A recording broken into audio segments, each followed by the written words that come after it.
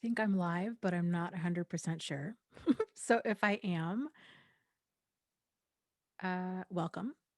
My name is Dana Morningstar, and I do these live streams every Wednesday night, or I try to do them every Wednesday night at 8:30 p.m. Eastern Standard Time, and they go for a couple hours. So if you are new here, welcome, and if you are returning here, welcome. Okay, Donnie says you are live. Okay, good deal. Christine is here. Hello. I'm a few minutes early, but my computer had a last minute software update that kind of messed up my camera. So it's been a whole process. So yeah, Jamie is here. Welcome. Welcome, welcome. How is everybody's week going? Jack, hello.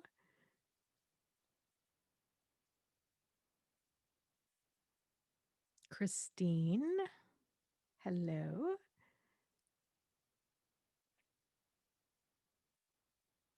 Anything new and exciting going on?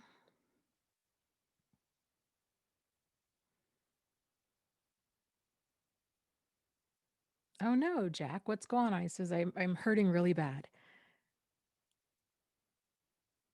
Angel's here. Butterfly is here.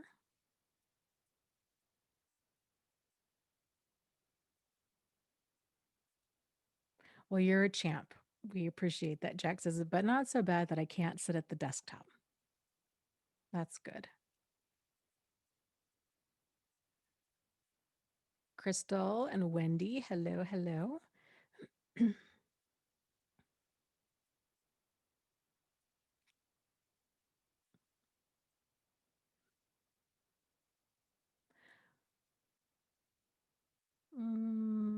Let's see. I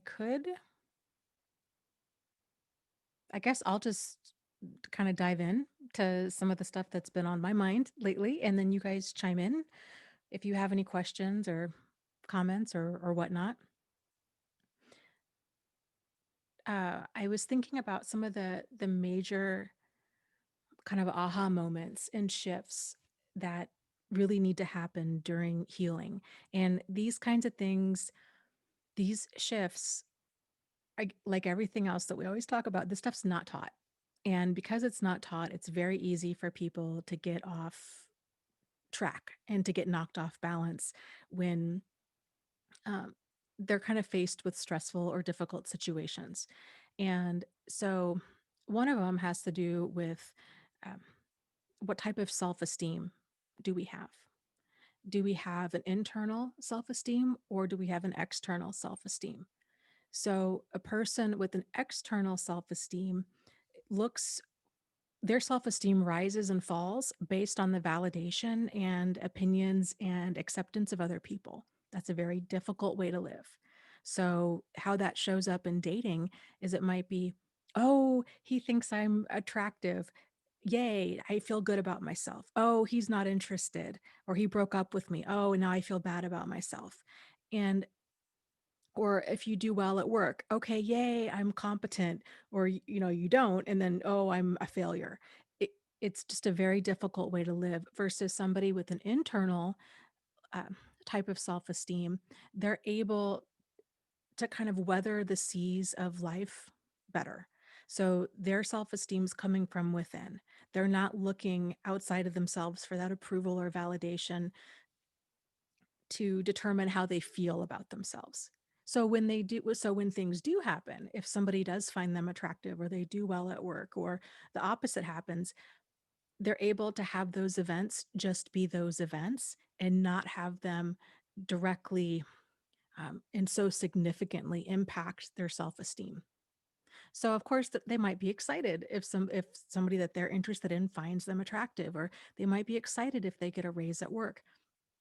Um, but they're not absolutely devastated and they don't internalize it when things aren't going their way. They'll have hurt feelings when we all have hurt feelings, but they're not going to internalize it to a level of like toxic shame where they think, oh, it's me. I'm bad. I'm not good enough kind of a thing. That's a very significant difference there. And it's worth kind of taking some time to figure out what type of self esteem you have. And um, the other shift, or at least part of ourselves to question, is um, let's see, I guess kind of hand in hand with that goes with that locus of evaluation of where are we getting our evaluation from or our validation from? Is it internal or is it external? So, an example of this would be, let's say if you want to buy a house, okay, and you're uncertain. And odds are a person with an external locus of evaluation is pretty much continually uncertain. So they're always looking to somebody else to make decisions for them or to validate them. So let's say you like this house, but you're not sure. And you ask 5 different people, and none of maybe half of them like the house, half of them don't. Um, then maybe you're feeling really torn. I don't know. Do I buy it? Do I not buy it? And then, then if everybody agrees that they like it, then maybe you buy it against your better judgment. And then you realize later on, oh my gosh, what was I thinking? I can't afford this house. This is way too stressful. Or this house is huge. Like I don't need all this space. I don't want all this space. So external validation, locus of validation is looking outside of ourselves. How internal validation is realizing hey, I know my wants and my needs and my thoughts and my opinions and my feelings. And we might have uncertainty. Again, these are kind of normal human experiences. But at the end of the day, we're able to make up our own mind. So we might still ask other people for their opinion or for advice, but we're able to take that and think about it and then feel comfortable with the decision that we're making. We're not getting pushed into or persuaded to make decisions based on what other people think. The way that this comes up in terms of kind of toxic or dysfunctional relationships is a lot of people look, well, and a lot of the times these are confusing relationships. So people are looking outside of themselves for clarification. Is this a problem? Is my partner a problem? Is this abusive? Is this um, is this workable? And of course, they might be encountering all kinds of well-intended bad advice. Some people saying, "Oh, well, commitment takes work and um, or relationships take work and commitments forever and families forever and um, true love conquers all and marriage isn't easy and kind of throwing all these platitudes out. Well, for a person that continually doubts themselves, that really shakes them to the core. And then they're back to square one of, well, I don't know, am I doing the right thing or not with staying or with going? So it's very important to get grounded in yourself and your decisions and realizing I guess my goal for everybody is that you could be in a room full of people and have the minority opinion and be okay with that because what's healthy isn't always normal and what's normal isn't always healthy. So it's really important that you're able to kind of critically evaluate situations and figure out what works for you. And one of the ways that you can figure out what is in fact working for you is to get in tune with your emotions. So if you're aware of um, kind of if you make your emotional and physical health a priority in your life, which I highly recommend that you do because it's absolutely game changing, uh, then that really changes how you form opinions and the decisions that you make. So if you're deciding, okay, you know what, I will not stay in situations that involve chronic mental anguish, perpetual confusion, ineffective communication, just things aren't getting resolved. It's this relationship is causing me so much pain.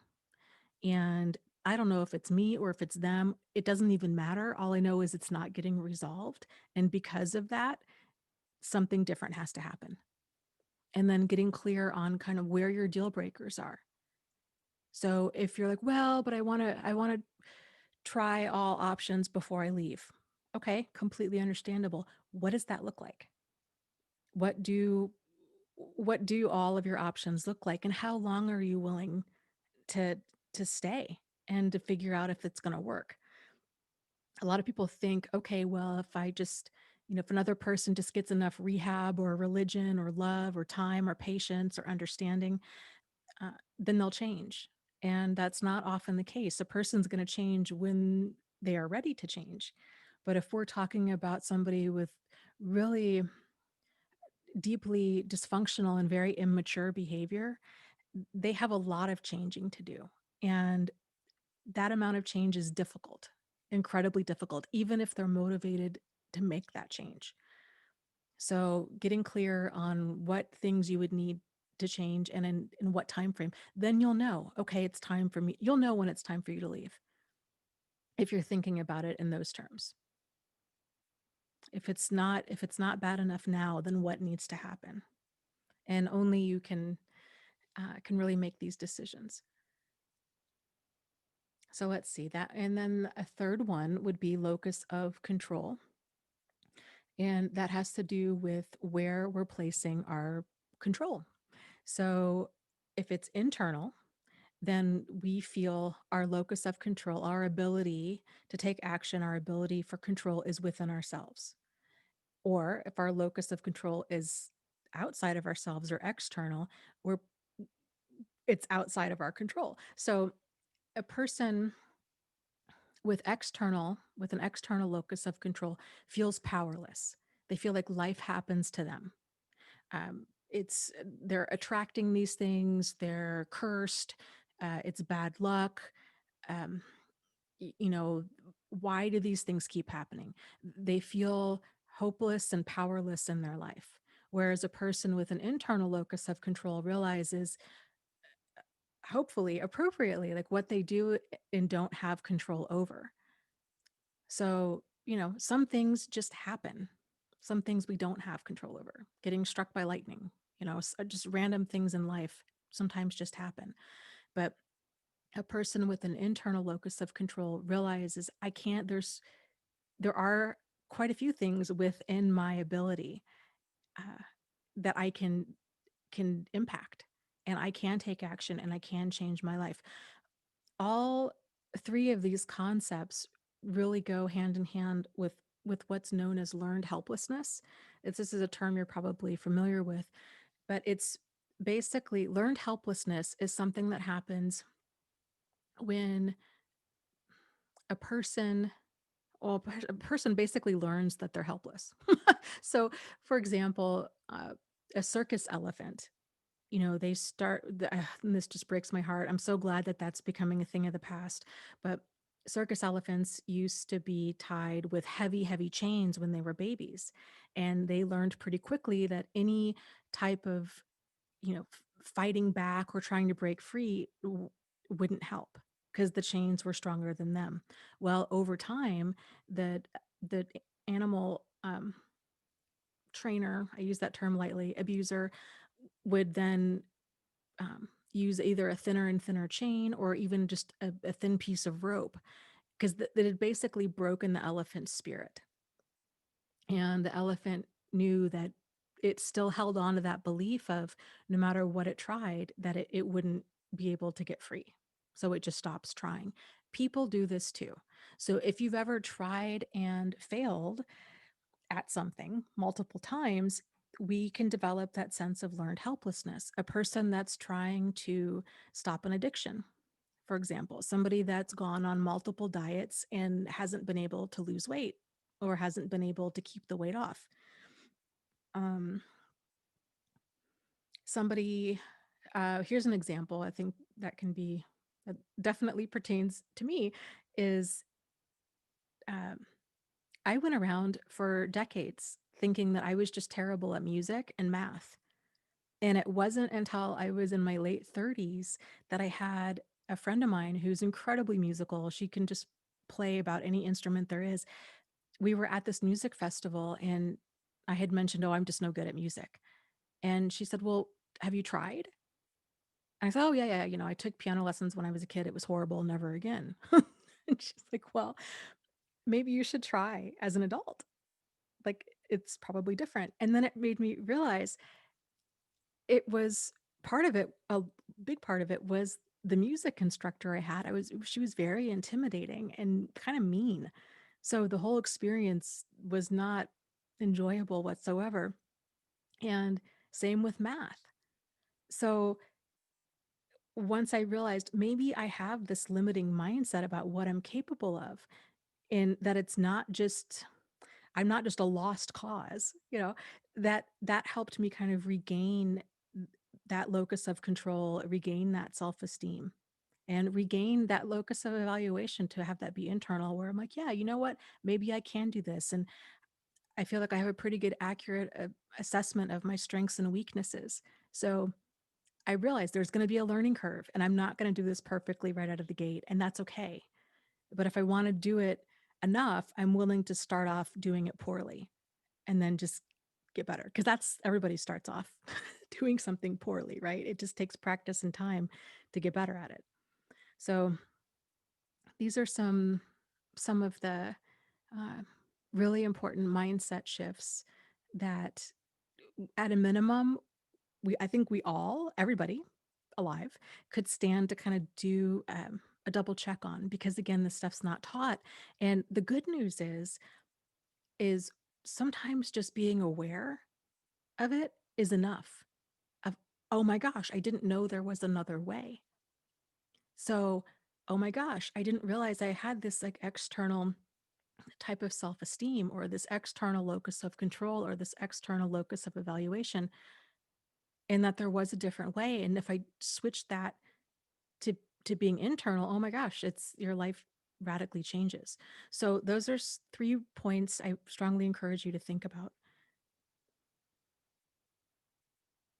That's a great one. Okay, Embers says, when someone told me about learned helplessness, it was a total sucker punch because I knew it was me. Now I can pump my own tires. Baby steps. I love that. Yep. Yeah, it's amazing all of the uh, kind of disempowering programming that we pick up, or that we tell ourselves along the road, and we might go decades and not realize that it's just a belief. It's not absolute truth. So good to examine our beliefs and to make sure that they're working for us and not working against us.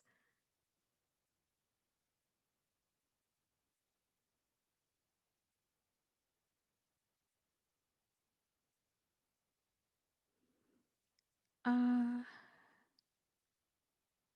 okay, JJ, let me clarify with that. JJ says, well, when a coworker or mate or friend betrays you out of the blue, that is external. Yes, absolutely. So this goes back to kind of um, knowing what we do have control over and what we don't have control over. So we don't have control over the actions of others. All we have control over is how we respond to that. And I should say, whether or not we're actually reacting to that or if we're responding to that. The default for all of us is to be reactive. Something anxiety inducing, stressful, or painful happens, we're reactive. If and this is where kind of these different skill sets come in. If we can learn different ways of coping and handling this, we can shift from being reactive to being responsive. So while we can't control, I mean, certain things just happen. uh, somebody is, we get tangled up with somebody incredibly deceitful, or somebody kind of who does have it out for us. I mean, sometimes that does happen. Then realizing, okay, but it's not because you're cursed, or um, that God is out to get you, or that you're just unlucky, or whatnot. A lot of times uh, it's it's knowing what we do have control over. Like, we all encounter these kinds of people to some degree in our life, some more so than others, some to greater degrees than others. But it's the level of, how long we keep these problematic people in our life and how we handle them. And this is where boundaries, standards, and deal breakers come in. Okay, let me scroll up here.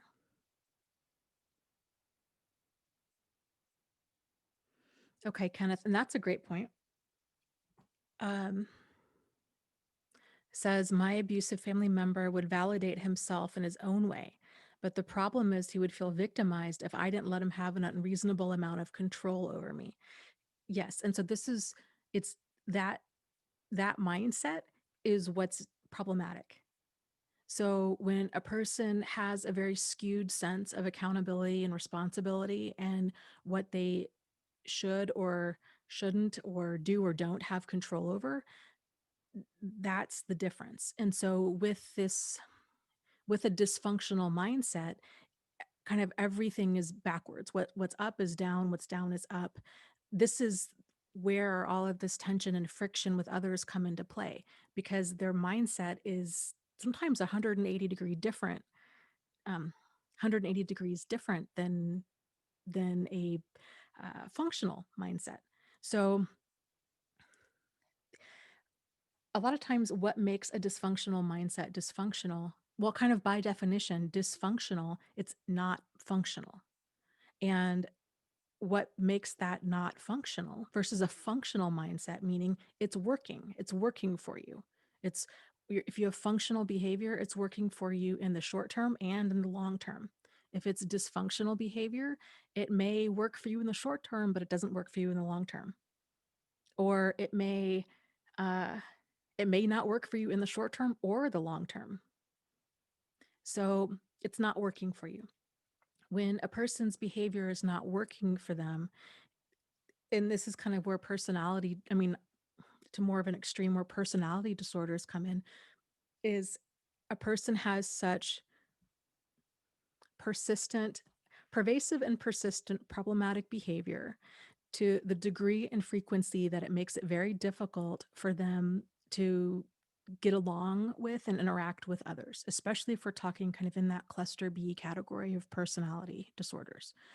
So uh, they tend to be very, um, I would say, like high in neuroticism. If you're familiar with the five personality, the big five personality traits, the acronym is OCEAN. It's openness, conscientiousness, OCE, extroversion, agreeableness, and neuroticism. So and of course there's a continuum. So, and really anything on either extreme end is going to cause problems in a person's life. But very disagreeable, um, kind of high conflict people tend to be kind of high in that neuroticism and low in the agreeableness. And so that lack of boundaries is what you're describing, Kenneth. So a person with that kind of mindset is thinking, oh, you have boundaries and your boundaries are to punish me. Well, I just don't feel respected because you wouldn't loan me money, or because you wouldn't let me move in, or because you wouldn't let me borrow your car. Versus a person that has those traits more in balance understands, as an adult, nobody owes you anything. So you can ask, but to have that level of entitlement of they should loan me money, they should let me move in, they should let me get my way, that's a very inappropriate, immature, and dysfunctional mindset. So, and that causes a lot of problems. And this is one of the reasons, too, with abusive people, why they feel like the victim. There's only, I think, very few abusive people that are truly um, conscious of their behavior and where it's conscious and intentional and malicious. And then they don't really feel like the victim because they know, like, it's a cat playing with a mouse. If the mouse gets away, they, uh, they move on. They don't really feel like the victim. If anything, these are the kind of people that you might see that feign uh, empathy or feign remorse, but there's really nothing there because it is intentional. But a lot of abusive people, where it is more unconscious, this is kind of more of the Dr. Jekyll, Mr. Hyde kind of stuff. they do feel justified. That's the whole um, kind of what's at the core of the look at what you made me do. You know, you forgot to buy bread at the store, and that's why I yelled at you. If you'd remembered to buy bread at the store, I wouldn't have had to yell at you or hit you or kick you or scream at you or belittle. Whereas a person with functional behavior understands boundaries. We understand I can be frustrated or angry, but that's the line. It's still appropriate to treat other people with dignity and respect, regardless of how I feel. So just because I'm feeling frustrated doesn't give me um, it doesn't give me justification to lash out and be hateful or hurtful to somebody else. But yes, it's very, and this is part of that confusion. So a person on the receiving end of this kind of abusive behavior is often very confused. And this is why so many victims of abuse are like, well, I don't know. I wasn't 100% perfect in it, and I made my own mistakes, and maybe I did deserve it. And this is where they start thinking, okay, well, I want to make this relationship work, and commitment is forever, and relationships do take work, and all of this stuff, and they triple up their efforts at trying to quote unquote be better, but it's never enough because it's how they're treated. Like if you're trying to earn somebody's love or earn just the basics of appropriate behavior, that in itself is a huge problem, and it won't work. And with somebody who's already shown themselves to lash out and become abusive during times like that, it's just going to get worse because they already feel entitled to to treat other people this way. And so things might kind of get better a little bit. Like let's say you're like, okay, well, in order to avoid getting yelled at, I'm going to start making a list and taking it to the store. Okay, you do that. Well, then maybe next time, I don't know, you make pizza for dinner, and this is where the mind reading comes into play. Oh, I can't believe you're making pizza. Uh, it's such a hot night out. What are you doing now? You're making the house all hot. Da, da, da, da. Freaking out. You should have known, right? It's this kind of one mind mentality they have where you're an extension of them. The book, The Verbally Abusive Relationship, Patricia Evans describes this concept so perfectly.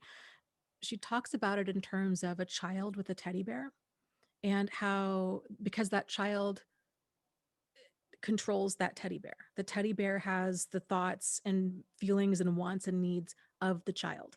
So they are one in that sense. The teddy bear truly is an extension of them. If uh, the teddy bear so that the teddy bear has no sense of autonomy or individuality. It's just that extension of the child. So, and that's why everything works out, because they're one. We all have this mindset, but it's something that we grow out of as we age and as we mature. If a person's not growing out of this mindset and they're still expecting other people to behave in the way that they think they should behave, and where there's a complete blurring of boundaries and accountability and very twisted understandings of entitlement and these kinds of things, that's when they become absolute tyrant and just kind of that dictator personality, and just difficult, demanding, bratty, immature, impossible impossible to be around or to really work with. uh, it's it's a big deal. So um, when somebody shows you uh, kind of how they handle stress, anxiety, frustration, pain, it, it's significant to pay attention to that. It's still completely reasonable and appropriate to expect somebody to treat others appropriately at all times. So, I mean, like I said, I used to be a nurse, and I've been in the hospital, right? I've done rounds in the hospital. I've worked in a psychiatric facility. There was still, even in those extreme environments, there was still the expectation of appropriate behavior. I saw a wonderful sign the other day in a group that I'm in that a nurse posted at this new place that she was working, and it was in the emergency room, and it said, uh, "This facility, this hospital is a place of healing, and verbal abuse of any kind will not be tolerated." And it listed it out: name calling, yelling, berating, belittling, or aggressiveness will not be tolerated. And I thought that's really great to hear because people, especially in the ER, just you get people that come in all different degrees of um, sobriety and with all kinds of behaviors, and it can be very dangerous for staff work in there, and it's not okay.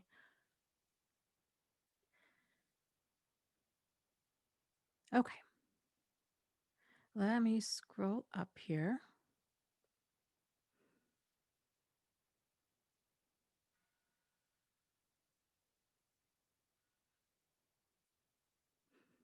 Ember said Patricia Evans was our counselor and said that my ex had more characteristics than thousands of abusive men she's worked with. I would believe that. It's interesting when you kind of get that validation from somebody of, no, this is an extreme problem. The vast majority of abusive people that are willing to go to couples counseling, or that I would say it's more so a couples counseling, uh, tends to be kind of more on the mild end. And that has its own set of challenges. You know, they create icy or tense environments when they don't get their way. They can be very punishing. There's a lot of just kind of ineffective communication, a lot of either aggressiveness or passive aggressiveness. There's just a complete breakdown of communication. Um, you know, there's all kinds of maladaptive ways they go about kind of communicating and in getting their needs met. And the result is they kind of hold their whole family emotionally hostage. Their kids are scared of them. Their spouse is intimidated. They don't want to bring anything up. There's lots of eggshells, lots of walking on eggshells in houses like that.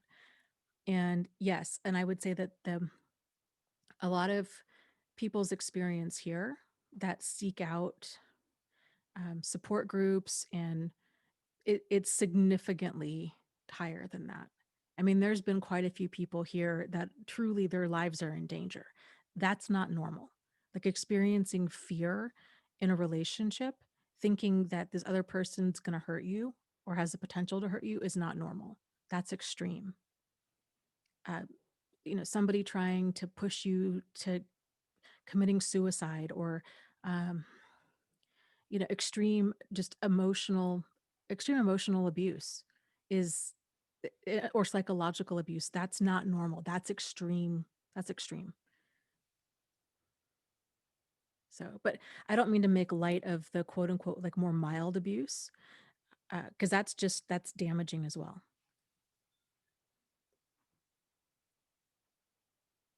Elizabeth says, "Oh yes, walking on eggshells and suppressing your personality to avoid their anger."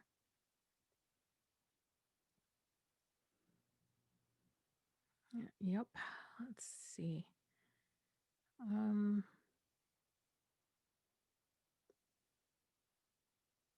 Elle says, is talking to Fatima and says, "I find it useful to just look at what I have the power to change, which is always myself and productive things in my life.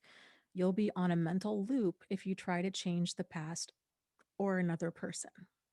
Yes. Excuse me, I have the hiccups. The way out of that mental loop is has to do with changing how you are viewing the situation and the action that you're taking within the situation.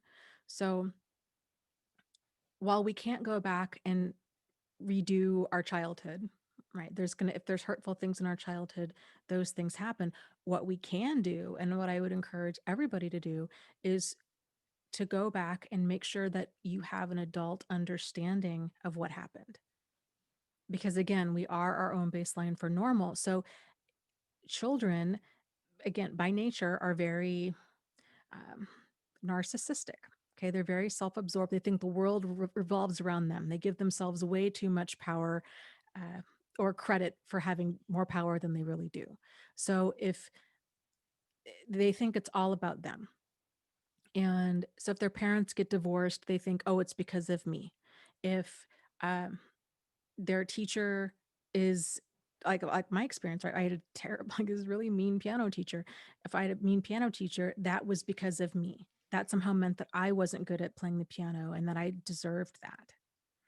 Uh, so it's the behavior of other people through the eyes of a child is it's because of me. The adult in us now can look back and be able to realize, no, their awful treatment is 100% them, because it's never okay to be hateful or hurtful to another person. So while I might have been a very frustrating piano student for her to have, it's still not okay to strike fear into the hearts of 7-year-olds. That's not a good teacher. So seeing things, if you had a parent who, I don't know, abandoned you or who was abusive or what have you, realizing that that's not because of you, it's because of stuff they had going on with them. That's huge, making that shift and assigning that appropriate accountability. Um, and as far as changing other people, this is that back to that assigning appropriate accountability. This is what so many people really struggle with if they have a loved one in their life who's struggling with addiction or abuse or even adultery. It's this feeling of if we don't want to let go of the relationship and then we're hanging on to hope, really kind of misplaced hope, thinking that if we could just fix this one thing, if we could just help them get sober or make them somehow stop cheating or um, stop being abusive, then everything will be fine. And that's not true. So, and it doesn't work that way. And I see a lot of people get hung up on this too, where like, well, my ex said that they're gonna that they want to change. He or she's texting me saying that they're going to change and that they're working on changing and that they want me back and this, that, and the other. And Angie and I were talking about this yesterday on the live stream. You know, we all want, I want to lose weight. I want to be able to write faster. I want um, to get my email sorted. Like there's a lot of things that I want. It's wanting is not enough. It's taking action, the required action necessary on a consistent basis to make that change happen. That's how and when change happens. It's not wanting to change. It's not starting therapy. It's not going to AA. It's not taking erratic actions here and there. It's that um, consistent amount of time and stick to itiveness with moving forward and actually seeing results. Like that's the process of change. And I see a lot of people really get stuck in that. So just because somebody's acknowledged a problem doesn't mean that they're uh, anywhere close to having it change. So I guess the point of that being is in a relationship, it's either the other person's going to change or we need to change. And it's very difficult to get people to, because it seems so obvious, right? Like, well, no, my partner is very abusive. They need to change this. They're the one with the problem.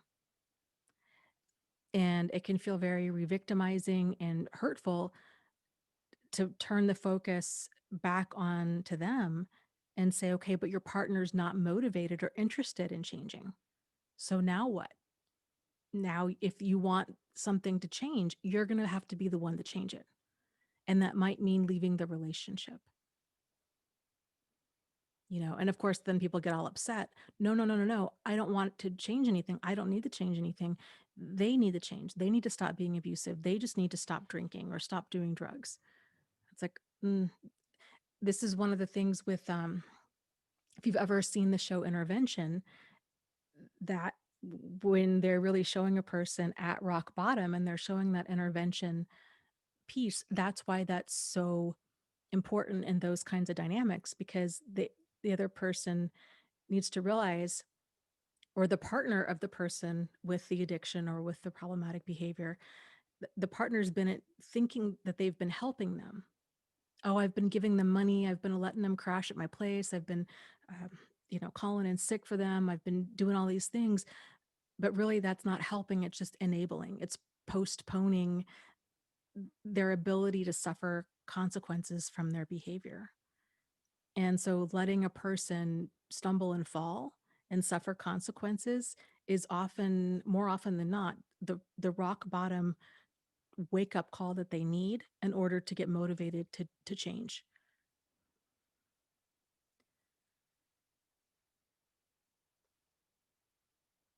Okay, let's see. Let me scroll up here.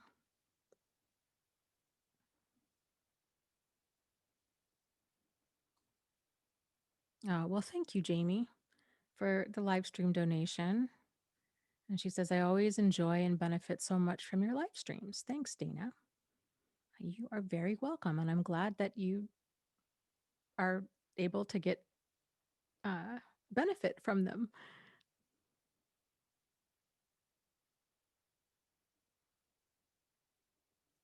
Fatima's talking about ruminating thoughts and feeling stuck in a cycle where she's like, okay, just move on. You couldn't control that situation. It's not your fault. And I could have handled it better if only I'd said this or that. And that she can't break out of the loop. One of the things that can help with ruminating thoughts is, and this takes practice and consistency and practice, is to kind of come up with maybe like a mantra of sorts that works as a pattern interrupt. So part of the reason our mind has these ruminating thoughts where they just circle round and round and round, and we're thinking about a situation and we're pulling it apart and then we're putting it back together again, and then we're pulling it apart and we're putting it back together again, is it's not resolved. And certain situations are so deeply dysfunctional and there's so many pieces to them that they may never really be resolved because they never made rational sense to begin with. So there will not be any type of rational sense of closure or resolution with them. With situations like that, coming up with a phrase, maybe something like, you know what, I did the best I could with the knowledge I had at the time. And that's all any of us can do. And reminding yourself of that.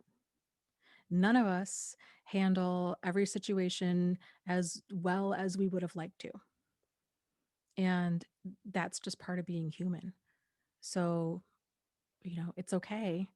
It's more important that we kind of learn the lessons we can from those experiences. And oftentimes, a lot of those lessons have to do with um, understanding what appropriate accountability, what our accountability truly is in that versus what is somebody else's, and not feeling 100% responsible for making a relationship work. So again, that feeling 100% responsible, that tends to come from, um, really, this stuff's not taught. So like, like we get all kinds of tangled up in all kinds of different ways, but that tends to be more of that child mindset of it's all my fault. And the more mature mindset is, nah, I'm in a relationship and this other person, you know, um, they're worth, especially if we're talking about if it's a parent-child relationship, then it's definitely not 50-50, especially if you were a minor. So realizing, okay, what is the parent's appropriate degree of responsibility and accountability? here. It's not 100% on you, especially in those dynamics.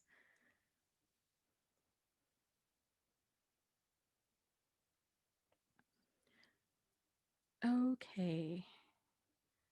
Let's see. Oh, good. Blue Ninja made it to the chat. Welcome.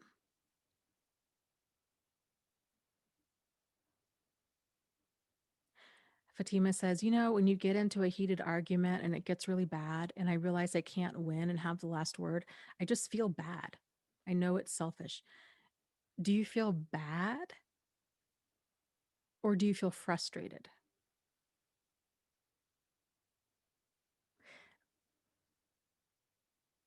Feeling, oh, I'm going to let you answer that. Let me scroll down here.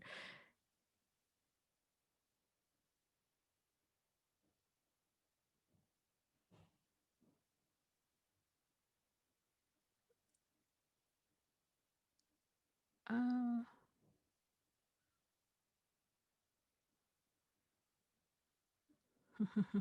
okay. She's saying more frustrated.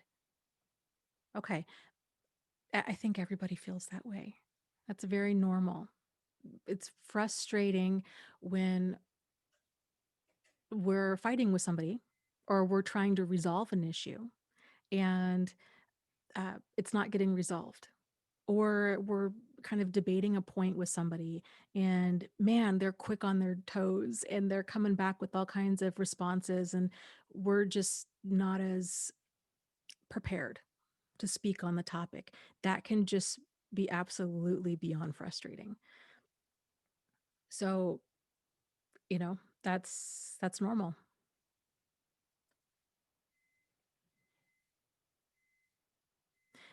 I think one of the things that can help with that is realizing early on when you realize, okay, this is uh, this isn't like a solutions oriented conversation that we're having. And if it's a healthy debate, that's one thing. But if it's a crazy making debate and it's not about facts, it's not about anything other than one person having really ridiculous behavior and trying to justify it, realizing you're screaming into the wind. So kind of knowing to pick and choose your battles and to just disengage from that kind of stuff, because it's a no-win situation. Even if you were to have like this wonderfully prepared argument, it's they're still going to act like they won in the end, and it's still infuriating, and they're going to just keep throwing out more illogical things at you.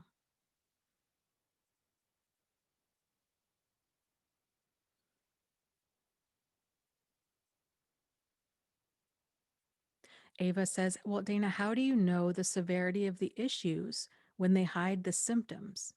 I guess that's why we're all here. Okay, so I would encourage you to shift this thinking around. So it's not about, and this is difficult to do, it's not about us figuring them out. It's about us figuring ourselves out and figuring out what works for us and what doesn't work for us.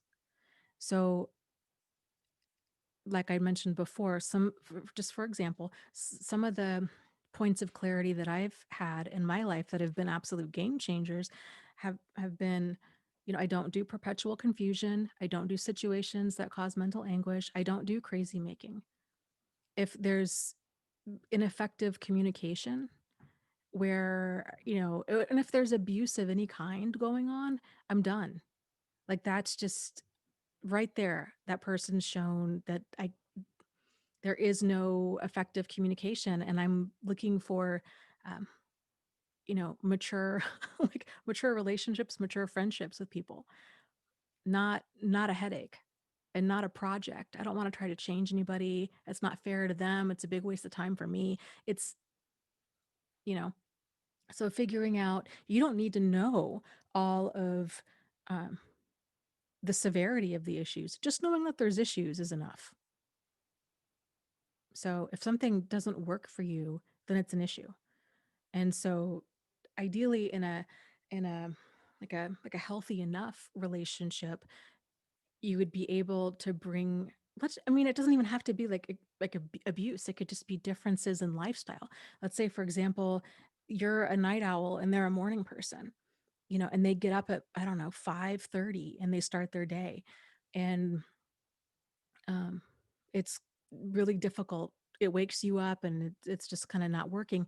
Then having that conversation of, hey, could you maybe grind your coffee before you go to bed? Or could we do some different things because our sleep schedules are very off and it's not working for me? Having the conversation about these things.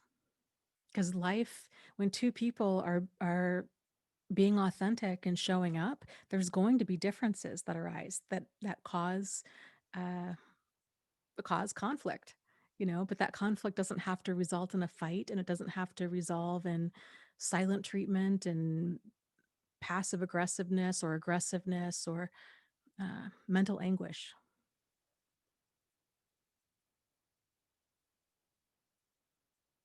Kevin says, what if your gut is telling you something is off and you share this with a narcissist? Is it common for them to say that your gut is inaccurate?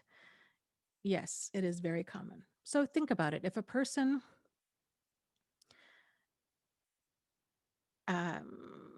let's say you encounter a con artist, okay? And the con artist says, oh, I've got this really great business opportunity for you. I just need you to send me $10,000 and you're going to, make this wonderful return on your money. You can trust me. And you say, I just have this weird feeling about this. I'm just not okay with it. And um, I don't know. I just feel like something's off. My gut's telling me to not do this. And of course, they're going to say, oh, no, no, no, no. It's your gut. Don't listen to your gut. This is a really amazing opportunity. You really want in on this, man. And they're telling you everything that you want to hear because they want to get their way. So, and even if it's not that, even if their like maliciousness isn't that intentional, if they're just kind of deeply dysfunctional people that don't have any solid, appropriate sense of boundaries, then if it's this kind of goes back to where is our locus of evaluation? Is it internal or external? So if something's not working for you, if you're like, you know what, I don't have any peace about this situation, this, whatever it might be, I just am not comfortable with this. That's all you need to know. So when most people experience confusion, unfortunately, our first response tends to be to reach out to the person that's causing us confusion to get clarity. That's where we go wrong. So if that person happens to be very exploitative or have, you know, kind of a immature, dysfunctional mindset, then asking them for clarity isn't going to get you anywhere. Because if they had like if they had a clarity in appropriate boundaries and kind of functional behavior, you wouldn't even be in that situation. So again, and it doesn't matter what their intentions are, or we could even go the opposite end. They might even have wonderful intentions. If you're not okay with it, then it's okay to own, and it's important to own that, because you're the one that has to live with the consequences of your actions. So kind of like the example I was given earlier, where let's say you find a house, you want to buy a house, and you find this house and you're like, oh, I love it, and everybody else loves it. Oh man, you should really get this house. It's amazing. It's below market value. It's a great opportunity. And but you just don't have peace about it. And maybe you can pinpoint why, maybe you can't. Maybe it's kind of close to the highway, or maybe it's a little bit, the price is, even though it's below market value, it's still more than you're comfortable spending. Or maybe the house would need a lot of work or something. Um, Whatever it is for you that's kind of causing some confusion, it's worth figuring out. But let's say it's price. People are like, oh man, no, really, it's this is a steal. It's going to go it's going to sell like this weekend. You should really jump on this. And you're thinking, oh man, it's that whole fear of missing out. Oh, I don't want to miss out on a great thing. And this is a great opportunity. And then you make the jump. Well, you're the one with the mortgage. So like all your friends and family, the house might have been a great deal, but if you're eating, ramen 5 nights a week trying to make the mortgage payment, then is it a great deal? In my book, no. So these things that you have to kind of consider. Okay, let's see. Let me scroll up here. Oh, thank you so much, Samantha. Says Dana, I just received your book and I'm on page 64 already. You've changed my life. Everyone must get out of the fog. Thank you so much. Oh, I'm so glad that that book has helped you so much.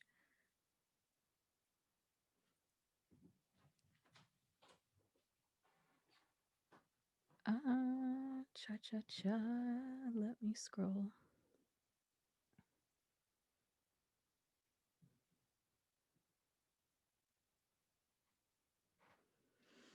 Elizabeth is talking to JJ and says, I didn't even try therapy with the sociopath in my life. Thankfully, the facade fell down completely in a matter of seconds. There was no one to help behind the facade. Yes, that was my situation as well. And that man, talk about a rude awakening when everything seems fine and then boom, it's not.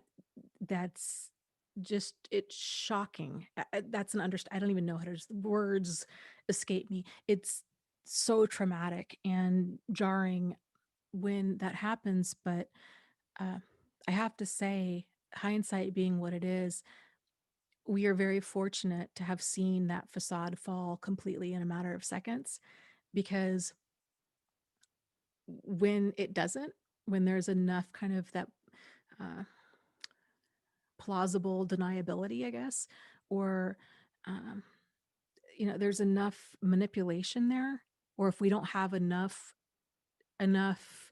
craziness comes to light, it can I get how people can stay in these dynamics for years, if not decades, because it just doesn't make sense of why another person would go to such great efforts to just play games and to manipulate and be so deceitful.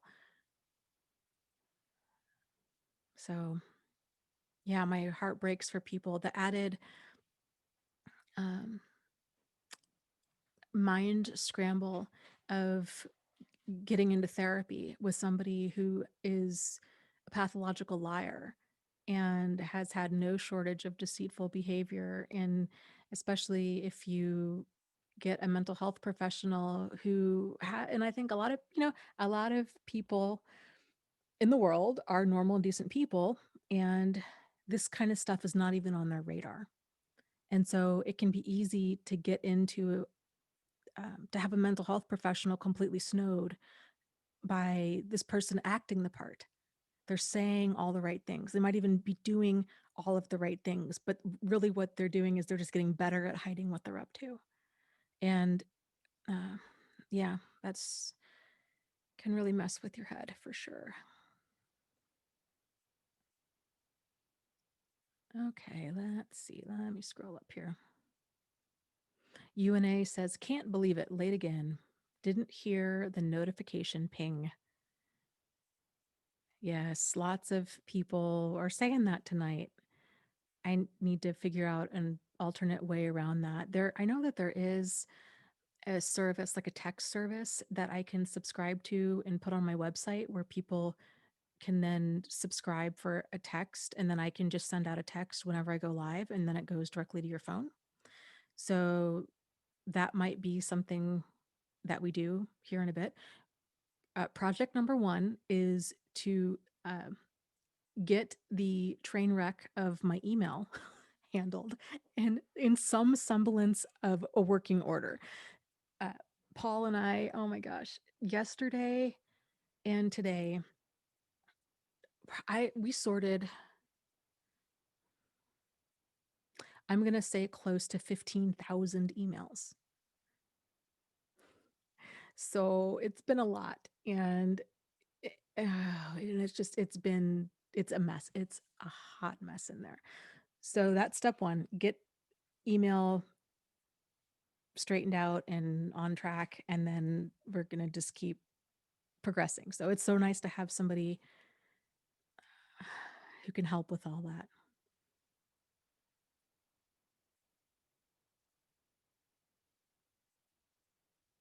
Um,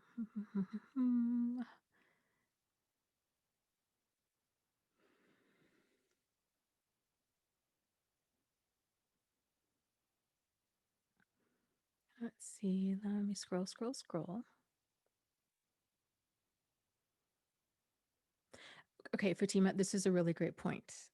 She says, but a narcissist would attack your beliefs and it would make you so angry and makes you want to go nuts on them. Yes, this is very true. Or it can just be their level of um, irrational, illogical behavior. Like that stuff's infuriating when somebody is just, they're like, you think to yourself, like, how do you get through life?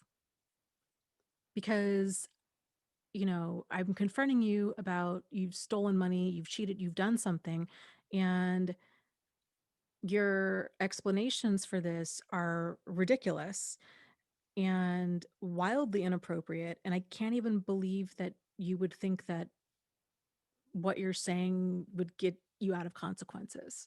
Like it's so ridiculous. And then that's just infuriating that it's infuriating when you another person lacks the ability to just be mature.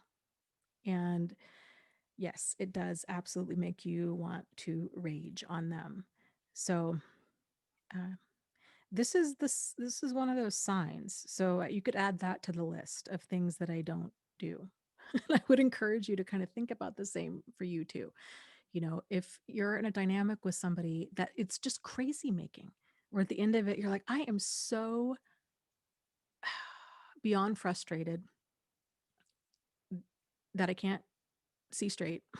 That like I need to go for a run or I need a drink or both, then and if this is a consistent thing, then there's an issue there. And if that issue can't be resolved, then it's kind of, then what needs to happen, I guess. Maybe it's spending less time with that person, maybe it's avoiding certain topics. Um, you know, what have you. And it's okay. You can tell people too.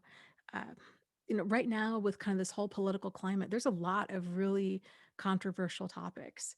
And it has gotten to the point in my own life where there are certain topics I don't want to discuss and I don't want to hear somebody's opinion. There's no point because we don't see eye to eye on it. And um, if I'm not feeling, if I haven't eaten, if my blood sugar's low, and if I'm not in the right mindset to have a mature conversation about it, and if I'm feeling so passionate or heated about it that I know this is not going to end well, um, then I don't engage in the conversation. If I've eaten and I'm able and I'm at a place of kind of, like, like everything's right with the world. Yes, let's sit down. Let's discuss this. Why do you think the way that you do? And let's share and kumbaya.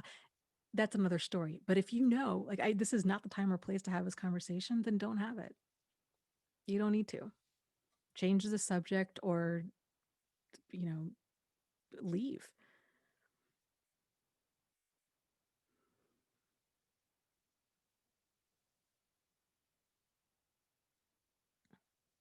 Fatima says, well, what if somebody's attacking your religious beliefs? I would expect people to discuss religion in a more civilized way since it's a sensitive topic.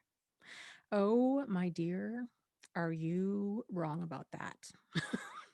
So you would think, but no, religion and politics. Those are the big two that get everybody all riled up.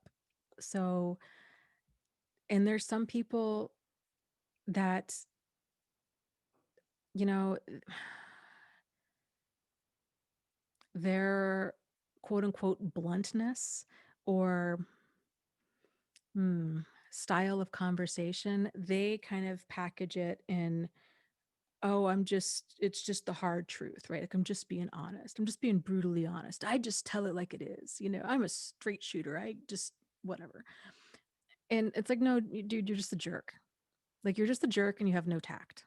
And you're not telling it like it is. You're telling it how you see it, how it is. And it's like, that's not the way to keep people in your life. So, like I said, you don't need to suffer any fools. You don't need to stand there and defend yourself. You can leave. Somebody gets going, they're getting on you about your religion and they want to debate points with you. Like, you don't have to engage in that. You can say something like, um, yeah, I feel like we've tried having this conversation before and it's never ended well. And I'd really rather not have it. Or let's not have this conversation right now. Or I'm not going to have this conversation right now. Or how about we pick another topic? Something.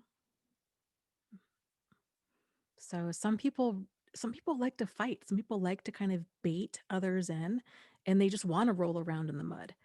Sort of like, "Ooh, yeah, argue with me. I just want to get all dirty and feel superior and put you in your place." And it's like, I really, that's not what I'm looking to do. So,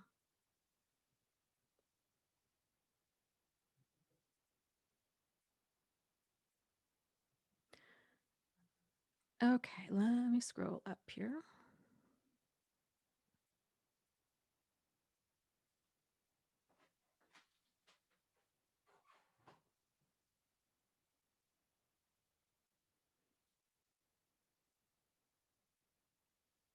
Jennifer says, I was talking in therapy today about how I have a problem with quote unquote revenge. Like, I think the person inflicting pain or discomfort on me is probably a messed up person. So I don't want to inflict further punishment on them because they're probably already miserable. It's partly why I didn't charge my dad. Well, there's a couple of things there that come to mind. The first off is there's a difference between revenge and justice. And again, back to appropriate accountability. So while that person might be really messed up and that's their way of acting out their own pain, that's not appropriate.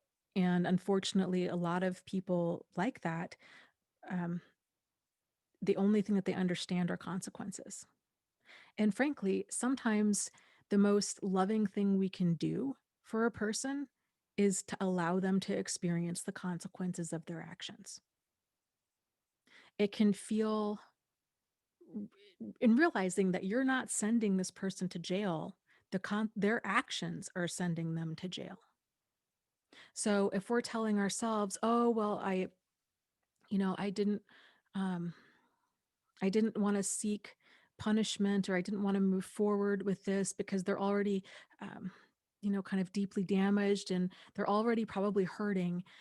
Realize that that's a lot of stuff that we're just telling ourselves to make ourselves feel better about, not about avoiding confrontation. So, especially with people that have been in your situation where there's significant child abuse, when a person's being abused at home, their ability to express their anger and have their anger be validated, and um, their level of like autonomy and individuality be respected, none of that's present in an abusive home. And so the result of that is that child learns that they don't have a right to their anger. And anger is a really, really important emotion. It's the emotion that sparks self protection. And so getting in tune with anger is a challenge that a lot of people have in general, especially women, but especially if they were abused as a child, because they've never been allowed to be in touch with their anger. a lot of this also has to do with social conditioning. So women, it's more socially acceptable for women to cry or to fall into depression than it is for them to be angry. And for men, it's the exact opposite. It's more socially acceptable for them to get angry and not socially acceptable for them to be sad or for them to cry. And at either extreme, at either end of that, it's a problem. So women tend to need to learn how to get in touch with their anger, whereas men oftentimes need to learn how to get in tune with their sadness. Both of these emotions are valid, and there's just a lot of uh, kind of shame and embarrassment that tends to go along with it. But that anger, feeling that anger, um, can be very difficult because it can kind of feel like, well, if I kind of let the genie out of the bottle, then what? Especially if you've never really been able to be angry before. It's scary because it's new territory. Whereas, most functional um, adults, who've had their variety of their emotions validated as children, they feel comfortable asserting themselves, having opinions and disagreeing. And they're a lot more comfortable with, um, just asserting themselves, like having their boundaries, realizing, hey, you know what? I matter just as much as anybody else. And taking kind of certain risks that those who have grown up in a deeply dysfunctional family wouldn't ever even dream of, because none of that's validated. In a dysfunctional family, the message really is, in order for you to be loved or taken care of, um, to some degree, you have to do what we want. And the result is that the children will turn down the volume, or start erasing parts of themselves that don't fit in with what their parents approve of, in order to fit in with the family.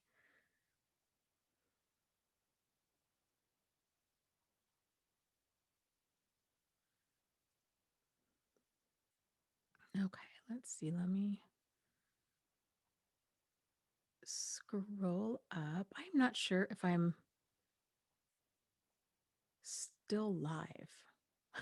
I might have just be talking to myself. Uh, good times. Yeah, because I'm not seeing any chat questions coming up for a while now, and that's unusual. So that's concerning. Hmm.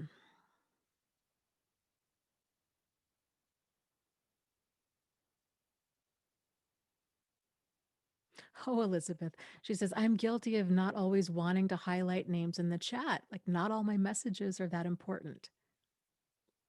And thank you, Jack, for saying that. And I agree completely. He says, Elizabeth, oh, let us decide if your messages are important, eh? Yes, I agree. This chat is it literally is just a very relaxed conversation. And I get tagged in all kinds of things on here. The most off the wall things sometimes. No big deal. Okay, let's see. Ooh, that's an interesting idea, Anna. I like that idea. She says, instead of book club, could you suggest film club? I really like that. Would it be would it be something like, would it be live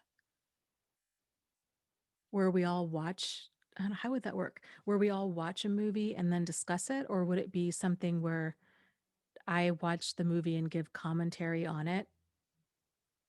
I'm open.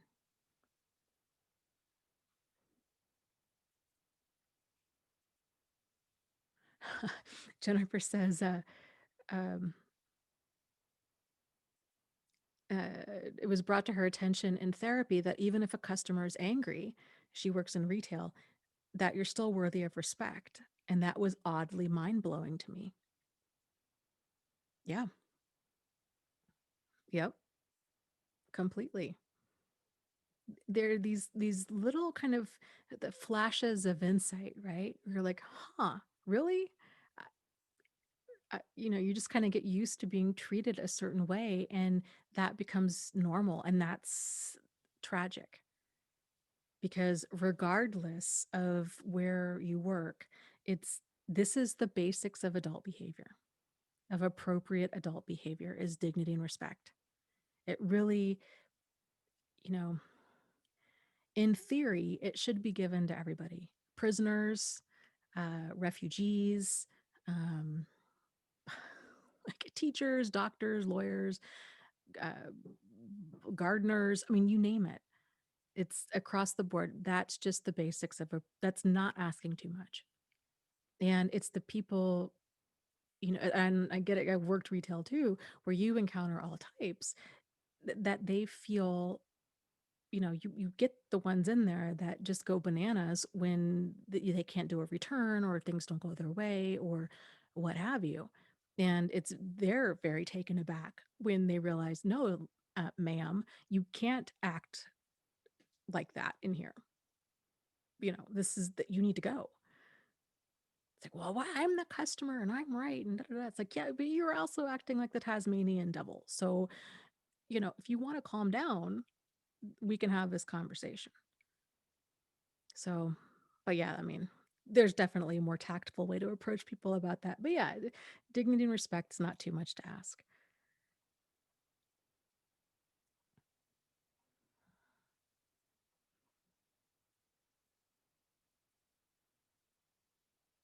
Um, Scrolling up because comments aren't coming through because I might not even be live streaming, talking to myself in the basement. Cha cha cha. But on the offhand chance that I am still live, I'm going to see if there's any other questions in here. Uh, ha, ha, ha, ha.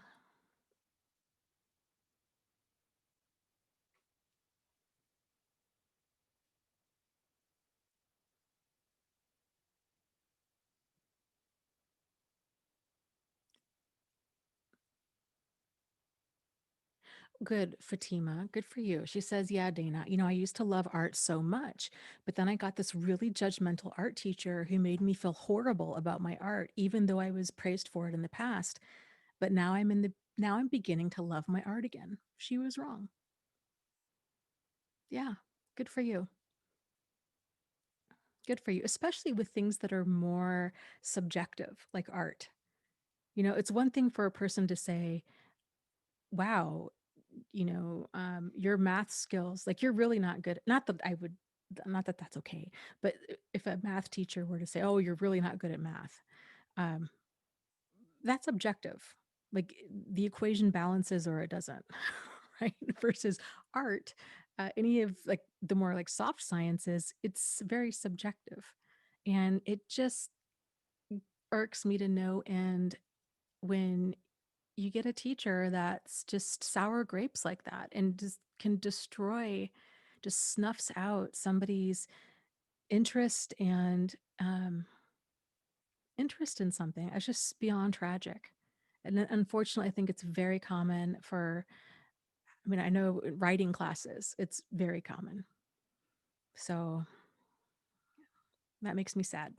But I'm glad that you're finding your passion for art again. And I'd love to see some of what you do if you're open to sending it to me. Pictures. Not full canvases. Picture. If you want to email me some pictures of what you're doing. I would love to see them. Cha cha cha cha cha. Okay. Yeah. Still not getting any comments that are coming through. That is something is very off here.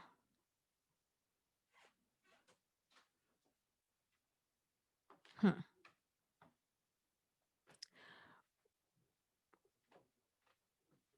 Hmm. I don't even know what to say about this. This really makes things difficult when there's I think I've gone through pretty much all of the chat and picked out questions.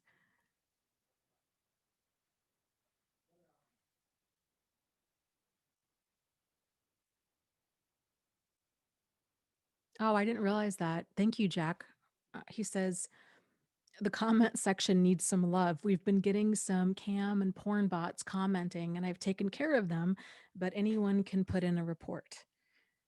Yes, please do. It's, man, it's frustrating. There's one in particular that can really fly under the radar. Just FYI, if you guys see stuff like this, it's not real, but they target vulnerable people, and they'll say things like, uh, it's a very articulate and seemingly relevant comment, but then it ends with something squirrely. So it'll say something relevant to our topics here.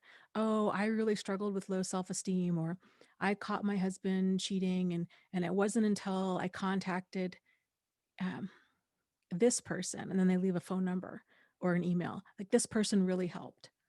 That is scam stuff. So just FYI.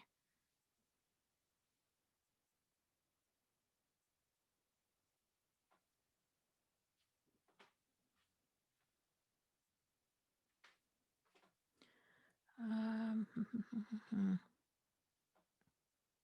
Fatima was saying that she was never a fan of band, but that she's always wanted to sing, but she's not good at it. You know, there was a video on them, it's probably still on YouTube, and so it was so wonderful. It was this guy who recorded himself over, I think it was a span of a year. It might have been a little bit longer than that, where he took voice lessons. And so he was, singing the song at first, and it was about you know, not not the best, not the worst, probably average singing. Some of it was on tune, in tune, some of it wasn't. And oh my goodness, the difference after a year of voice lessons was night and day.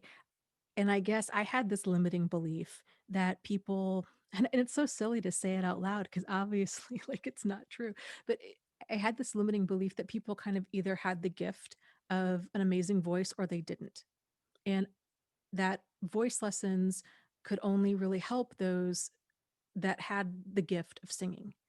And that's not true at all.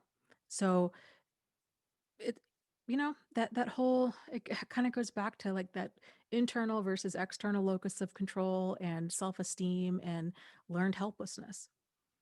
And if you want to do something, like put in effort, put in a couple thousand hours of effort and see where that gets you, and then assess like how far you've come.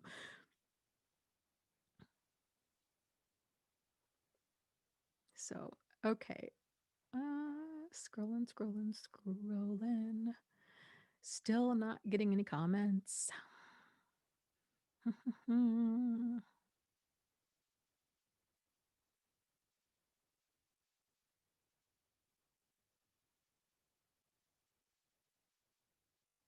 Well, yes, this is very strange. I don't know what to say, you guys. I'm not getting any of the comments coming through.